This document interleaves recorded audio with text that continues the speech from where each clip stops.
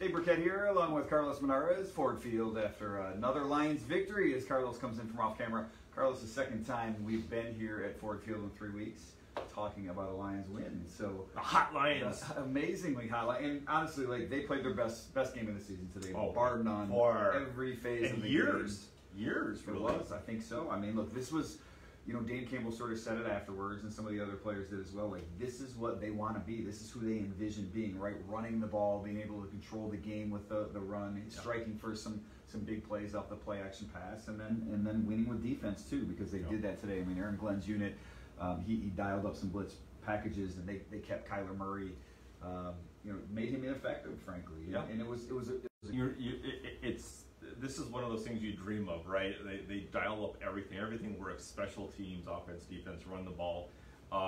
It's just not going to happen this way. But to do it against this team, one of the best teams in the NFC, was really impressive. The Cardinals were on a short week. Something was not right about Kyler Murray. I thought he just wasn't very accurate with his passes.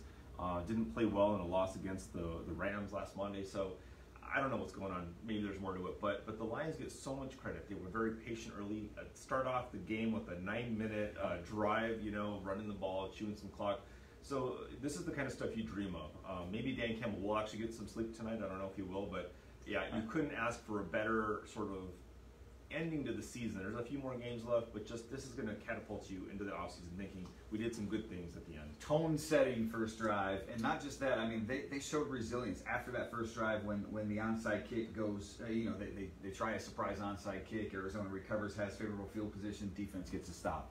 Late first half, they get a stop. I mean, Arizona drives down inside the 6-yard line. They get a stop. Then they go 97 yards for a touchdown. Start of the third quarter again. Arizona comes out, scores. Godwin Igwebuike fumbles, and what happens 2 plays later, Amani gets the big pick and returns it down to the 9-yard line or whatever it was. So I thought the resilience that they showed, I mean, if you're looking for things that can carry over, I don't know how much momentum or whatever carries over from season to season because there's so much turnover, but I do think those little things for the players that are around, those are things that you can start to feed off of a little bit, build off of, and just say that's what we want to be.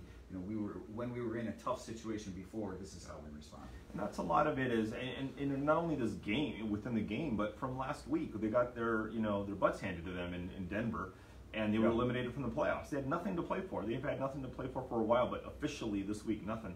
And you could have totally seen them getting steamrolled, and it was the complete opposite. And absolutely, there will be a lot of turnover. However, the key players, the most important ones, will return, the Jared Goffs and such. Yeah. But also the coaching staff. A lot of the coaching staff will return, and they'll be able to say, "Hey guys, last year, this is something that worked against Arizona. It may not look good, it may not feel like we have a chance, but we've done this before. We've done this, and this is the kind of game people will remember. The Lions beating the Arizona Cardinals. It's just something that nobody expected. Yeah. So for them to do this, it will carry over. I mean, it's not going to be, obviously, you're not going to game plan necessarily, but you're going to be able to say, we have the capability to do this.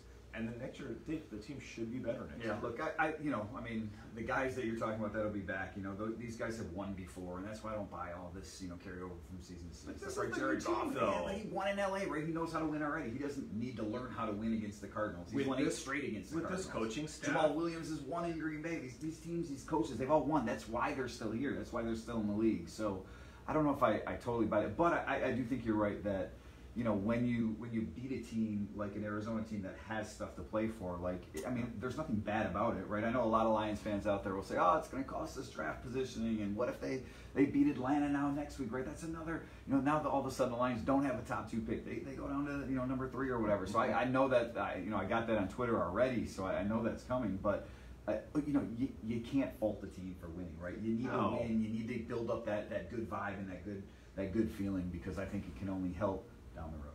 I think overall, I guess you don't want to win too much, but yeah, it's not like there's Trevor Lawrence here. You got to have Trevor Lawrence as the number 1 pick or something. There's no obvious number 1 guy that's a lock. So if you're going to pick in the top 5, you're going to be fine, I'm sure. But I do disagree with you still vehemently that this is.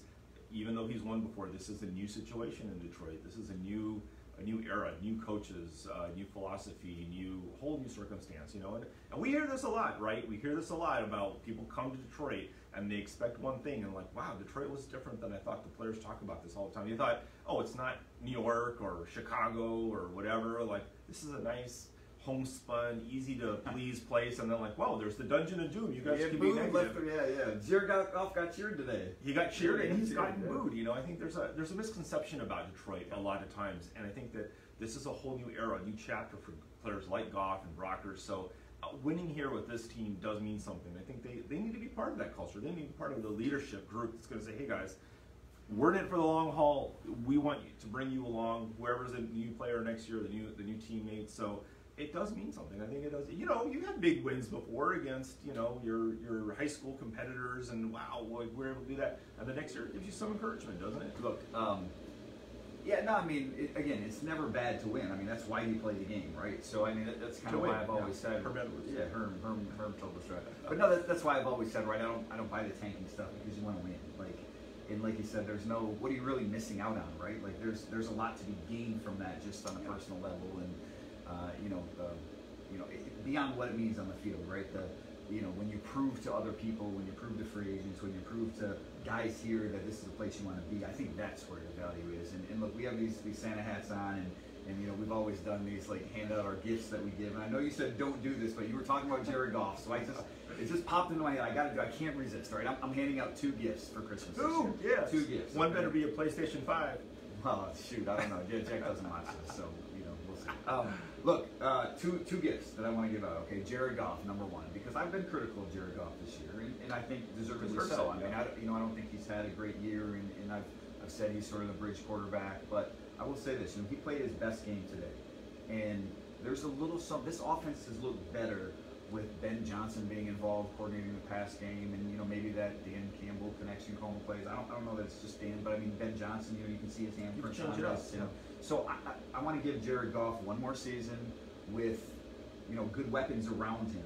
Something that maybe we get a little better evaluation on who he is. I don't know that it's changing my thought on who he is or what the Lions should do, but since there's not that number 1 quarterback at the top of the draft, I do want to see a little bit more out of Jared. So that's my present to Jared. And then number 2, my present to Craig Reynolds is a spot on the 53-man roster. Lions, call him up, okay? He's on the practice squad. You're going to have to. It's got to be coming. I know, right? DeAndre Swift, maybe he's going to IR, and they give Craig Reynolds time, but he's played well. He deserves a shot. I mean, 2 weeks in a row where he's looked like a real NFL running back, runs hard between the tackles, shows good vision. So I just want to give out two Christmas presents. You don't want to stick with Godwin.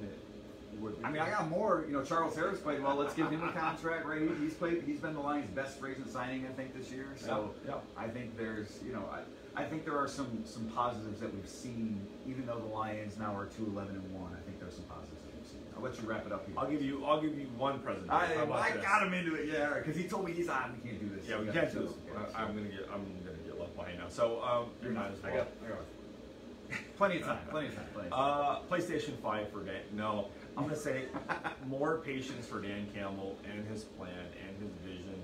It's hard to see it when you're not at the facility and talking to the coaches and looking at the nuance of these games. I mean, we're paid to be here, so we watch them, we listen to them, all this stuff. But I think you really do see something behind this plan, behind what the players. You don't win a game like this unless you're doing the right things and connecting with players, and they're on your side. And when you have players on your side and they believe in you and what you're doing and playing hard for you, you can always win.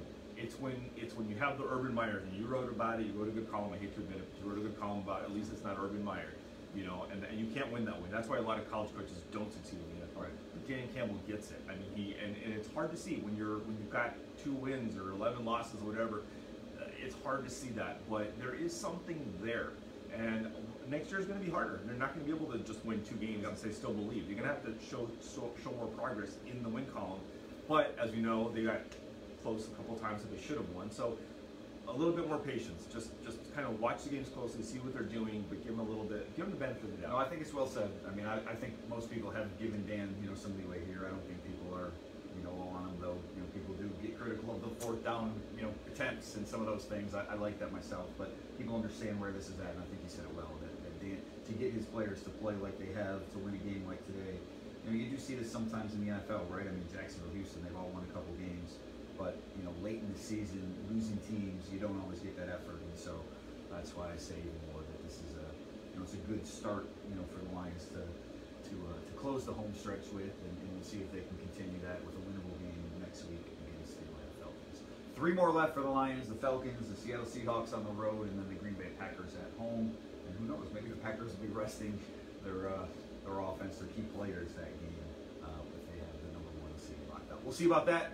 But the Lions with a big win today, 30-12 over the Arizona Cardinals at Ford Field. That'll do it for Carlos Monarrez. I'm Dave Birkett. Merry Christmas, Happy Holidays to everyone out there. We'll see you again next week.